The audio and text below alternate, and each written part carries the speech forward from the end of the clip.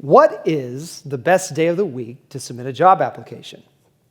Is it first thing Monday morning to give your potential employer a subtle subconscious hint that you'll show up for work on time for your very first day? What about Friday? If a mass of applications is coming in over the course of the weekend, yours will be at the top of that pile.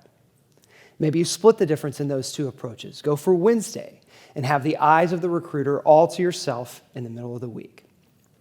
If you've ever asked yourself this question or something similar before you pressed submit application, no need to worry. I have an answer for you today. None of those is right. On the flip side, none of those is exactly wrong either. See, it varies from job to job. So what is very successful for one company may get you absolutely nowhere for the next. But that question, in and of itself, is the perfect description of the disconnect that exists between job seekers and talent acquisition professionals today. The vast majority of advice and focus is given to the resume, and oftentimes that's at expense of the rest of the process. The more accurate way of looking at that process, think of it this way. The act of applying, interviewing, and hopefully securing a job is effectively you telling your work-focused autobiography. This is what you've done with your previous company.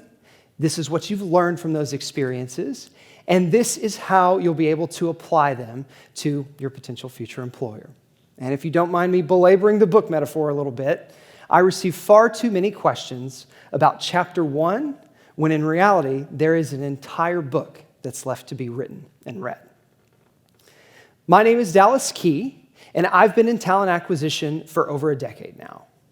I've recruited for countless different types of positions, from C-suite level executives to part-time entry-level internships, for S&P 500 companies to virtual startups. I've interacted with candidates at every different stage in every different setting. The thrill of getting to know someone of a different culture or a different background is something that I learned and really began to appreciate during my time here at Austin College. So it's no surprise I ended up in talent acquisition. In fact, getting to know somebody new every single day is probably my favorite part of the job. And unsurprisingly, that passion is shared by most recruiters. I'm always asked for different pieces of advice on ways to stand out, how to get hired. But I've noticed a common thread in all of these questions in recent years.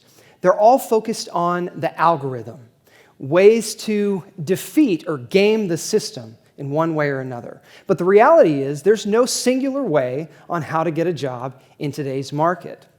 It varies from recruiter to recruiter, from hiring manager to hiring manager, just as I said previously. But this shift in focus has really started, instead of making those resumes stand out, it actually makes them blend together. And so it makes it significantly more difficult for recruitment professionals to get to know the true, authentic person on the other side of that application. And that's created a real bitterness amongst talent acquisition professionals towards this homogenization of resumes. Now, it's difficult to blame either party for this. It's a bit of a chicken and the egg scenario. But the end result is the same. Candidates have gone from competing with each other for jobs to competing with talent acquisition professionals to simply prove their viability for the role. That makes candidates even more frustrated with the process. Think of the volume of jobs they have to apply to, the volume of fellow applicants, the lack of transparency in the process. And so in turn, they start to rely more and more on those tips and tricks that they've heard will help them stand out. But it's actually exactly the opposite. Those tips and tricks hurt them. Keep in mind, recruitment professionals don't exactly enjoy those things. So they've been able to set up or secure safeguards to make sure that unqualified candidates can't game the system in the way we talked about earlier. That volume that applicants struggle with, that's also just as much of an obstacle to recruiters who have to ensure a quality hire, all the while having to sift through that volume of applicants, and you can only judge based on a 2-page resume. Both sides are equally frustrated, understandably so, but those frustrations are just sides of the same coin, two sides of the same coin. Now, once you've identified this dynamic, you can start to work around it. Not all advice is bad advice. It's just that most of the advice that you see today is incredibly limited in scope. Again, it's focused on the resume. In reality, it ignores much of these other steps, such as interviews. For some roles, you have further assessments or even panels that you have to go through. And that advice that you hear, that isn't exactly original. In reality, there's only so much that you can do with a set of bullet points on a maximum of 2 pages. So again, I don't intend to minimize the importance of a resume, but simply point out that it's only part of your presentation as an applicant.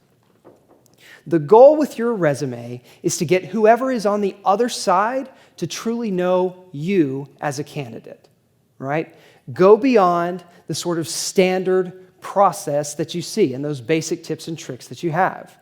It's easier for hiring teams to understand if they empathize with you. Tell a story as much as you can. And along the way, keep in mind that somebody has to be able to see themselves working with you on a day-to-day basis if they want to hire you in the first place. Now, once you've solidified your resume, I think we can begin to get into a piece of advice that I think is actually pretty true. It's not what you know, it's who you know. Now, I know that isn't exactly a positive message. Probably your mind may have gone to thoughts of nepotism or people skirting the system if they aren't qualified. It's much more than that, so don't let that dishearten you. It is about getting to know somebody beyond your resume. Most candidates think that their experience speaks for itself, but again, 2 pages can only say so much. So how can you tell more of your story to make sure that someone on the other side of that computer truly understands you? Well, another piece of advice that is kind of making the rounds now is that cover letters are dead. For some companies, that's very true. But I've seen multiple times the inclusion of a cover letter be the distinguishing factor that helped a hiring manager decide between 2 equally qualified candidates. Things like career fairs, networking events, or professional social media like LinkedIn. These are all ways that you can stand out beyond the standard application mechanism. Now, don't get me wrong, I do get the same 1 or 2 questions at every career fair, and that happens for the entirety of the 3 or 4 hours. And a copied and pasted LinkedIn message or a form cover letter isn't going to stand out in one way or another. But if you take the time to research a company and pre-prepare questions before you go to a career fair, or if you look through someone's LinkedIn and you find a commonality and you use that as the basis for your message, those things truly do stand out to recruiters. If you give somebody specific focus, they are significantly more likely to return that focus to you.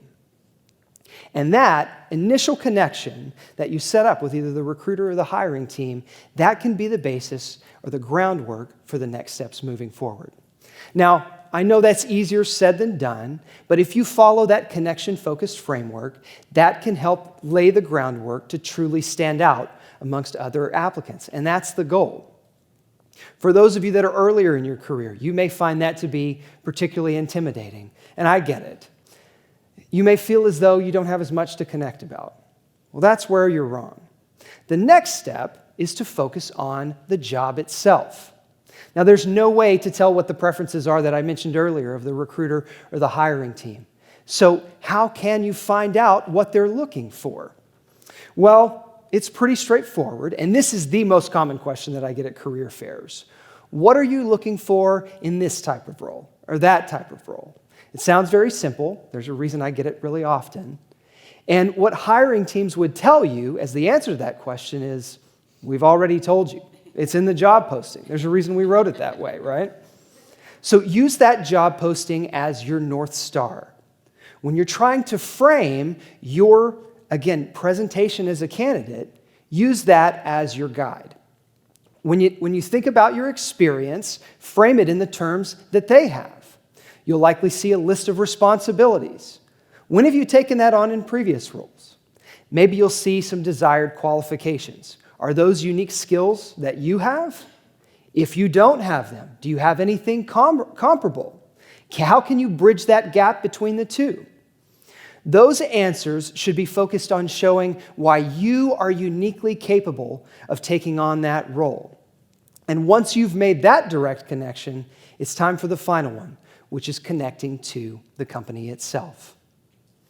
Now, connecting to a company might seem a bit idealistic, but go beyond the cliche with me, right? No company's perfect, and I'm not asking you to find your end-all, be-all company that you're going to retire with. But each company can tell you why they're different from their competitors. That's their competitive advantage, right? And that's something that they probably pride themselves on. This is also a question that you've answered throughout the process as well. Why did you take the time to apply with that company versus any of the other positions that you saw posted? You're going to have to answer that question at some point in the process. You will be asked why you're excited to work there in an interview. And they're going to be able to tell whether or not you're genuine. Authenticity is remarkably easy to pick up on in the course of an in-person interview. But that builds on the crux of my talk. The resume is only part of the process. Too many candidates think the second they've gotten an interview, they've as good as landed the job. But how many times have you heard of a company hiring the very first person that they interviewed? Not often, right? Now, once you've been able to establish with the recruiting team or the hiring team, with the job and the company, congratulations! You've put together an applicant presentation you can be proud of. Now it's time to do it again, and again, and again, and again. But that's the goal of this talk today, to give you some advice that you can actually use. And a big part of that is being realistic. The job market today is more volatile than ever.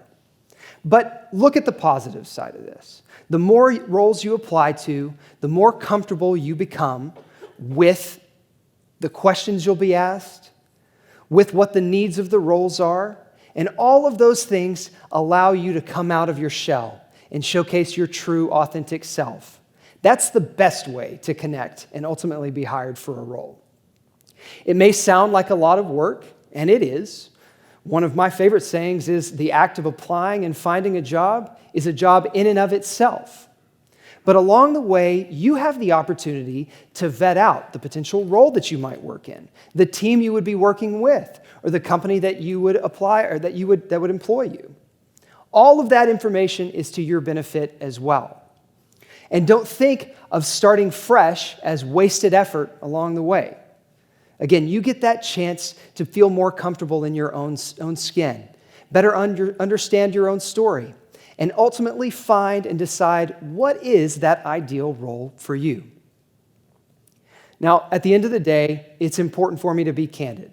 There is no magical piece of advice that's going to unlock this job search for you. In fact, hopefully you've seen that the idea that there may be is actually what's created a lot of the volatility in the market. This idea that the process is an algorithm to be hacked. In reality, it's quite the opposite. The way to stand out amongst fellow applicants is to focus on the humanity of the process. Make true human connections along the way. Doing so will make the entire process significantly more palatable for everyone, and you'll find yourself better prepared than ever to be hired for and find a job that you'll truly enjoy. Now, you've all been an amazing audience. If you want me to look at your resume afterwards, please don't hesitate. I'm happy to do so. And thanks so much for coming to my TED Talk.